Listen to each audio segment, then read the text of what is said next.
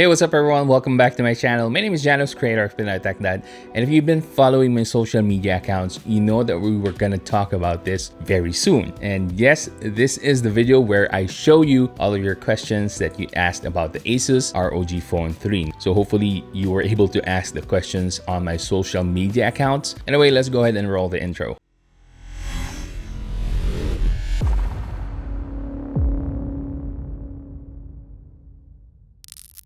Alright, so the ASUS ROG Phone 3 is releasing here in the Philippines on August 15. So hopefully that answers the questions for those who asked when this will be released here in the Philippines. Now the version that I have right here is the China version. So this is the China ROM. And also this version is the Strix version, which means this only has a Snapdragon 865 processor. The more powerful version of this has a Snapdragon 865 Plus. So yeah, let's go ahead and take a look at your questions and I'll try to answer them to the best of my knowledge. First off, we're going to check out the comments from Facebook. So if you haven't followed my page yet, it's Pinoy Tech Dad on Facebook. First off is from Charlie Carpio. He asked if I could do a battery drain test. Unfortunately, Charlie, I have a very limited time with the ASUS ROG Phone 3, so I won't be able to do a battery drain test on this. Unless you keep gaming for the rest of the day, you're gonna have a hard time trying to drain the battery on this. Yanre Termulo asked, what are the variants of the ROG Phone 3 that will be available in the Philippine market? Now that one, I'm not really sure yet because I haven't been in contact with ASUS. I'm sorry, I don't have any definitive answer for you as to what variants will be available here in the Philippines, but hopefully they'll have it all for us. Moving on, the next question is from John Robert Lunca. He asked, how many minutes does it take before you feel the heat? All right, so the answer to this is about 15 minutes. At the 15-minute mark while playing Call of Duty, I already felt the back panel warming up. So I checked the temperature in it and it was about 38 to 39 degrees Celsius. It was a little bit warm, but not to the point that it gets uncomfortable. You'll still be able to play through it. Now, if you want to keep the ROG Phone 3 cool, there are attachments to this that you can buy. Next question, Brandon Morales Sangalang asked, do you think it's a huge upgrade from the ROG 2? Honestly, I don't think it's that much of an upgrade. Last year's chipset was the Snapdragon 855 Plus, and now you get the Snapdragon 865 Plus on the highest variant of the ROG Phone 3. But most mobile games right now can be handled by most flagship phones from last year. Most game developers are not out there to make their games graphically demanding because the target for most game developers is to have their games be played by the majority of the people out there. So say for example, the majority of the market have budget level phones or entry level phones. Now, if game developers aim to have their game to be graphically demanding, only a limited amount of people can play their games, and that's not going to be very beneficial to them because the point of making a game is to sell more games and to get more players to play the game. So for now, most of the flagship level chipsets will be able to handle most of the current games. I'm just basing this opinion on the games that I've played. Say for example, Call of Duty, PUBG, and Mobile Legends. Those are the three popular games here in the Philippines. So if you're playing those three popular games on your ROG Phone 2, it won't make much sense to upgrade to the ROG Phone 3. Like Spelobello asks, when is the official release and official store in the PH?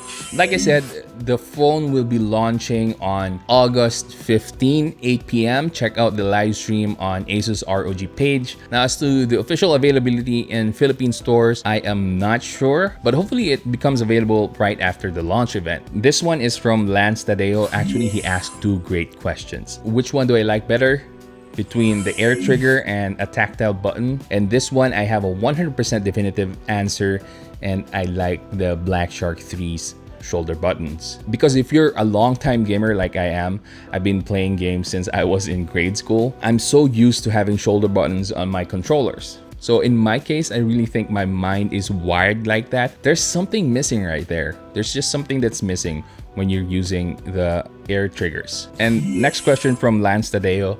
Do I think that the ASUS ROG Phone 3 is the strongest or the best gaming phone compared to the Nubia Red Magic 5G and the Black Shark 3 Pro? Is it the best gaming phone out there in the market right now? Yes.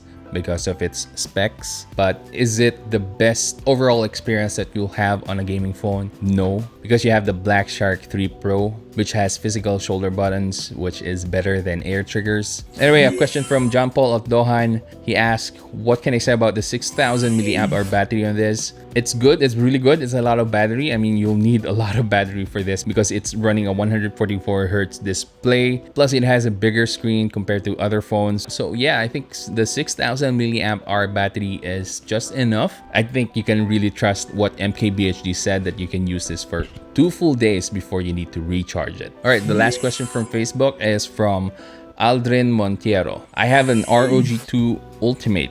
What is the update of the ROG 3 versus the ROG 2? Do you recommend the upgrade to ROG 3? The answer to this is no, I won't recommend it. You have the best gaming phone from last year. It's still gonna hold up really well in 2020. I don't think you'll see that much of a difference when you upgrade from the ROG Phone 2 to the ROG Phone 3. I know it's quite tempting to upgrade to the latest and greatest, but hold your horses and just keep your phone. You're still good with your ROG Phone 2. All right, so those are all of the questions from Facebook. So yeah, let's go ahead and answer more of your questions, this time from YouTube. Next up is from Hoan. What I wanted to know is, does this ROG Phone 3 support Dolby Atmos? And lastly, does it have IR blasters? So the ROG Phone 3 doesn't have Dolby Atmos like most of the flagship phones from Samsung. What it does have is DTS:X support for its dual stereo speakers. Here's a quick sample of those speakers. They're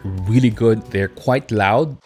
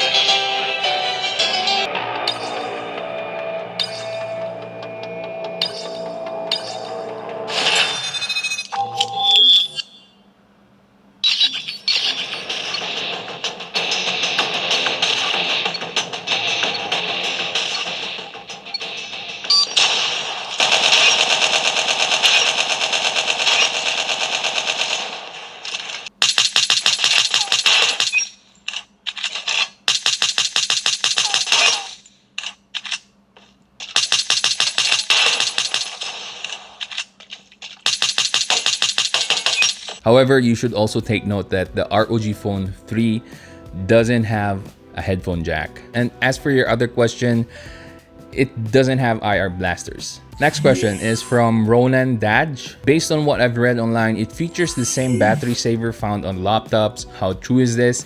Can you make a test? Unfortunately, as I have very limited time with the ROG Phone 3, I wasn't able to do a really in-depth test on this. I did plug the ROG Phone 3 for a long period of time without taking it off from the charger, and I see that it was trickle charging. So even though I reached 100%, it was still drawing 1 to 2 watts of power from the power outlet. But hopefully other reviewers can tell you more about this. Next up is a question from As Kickin Cards.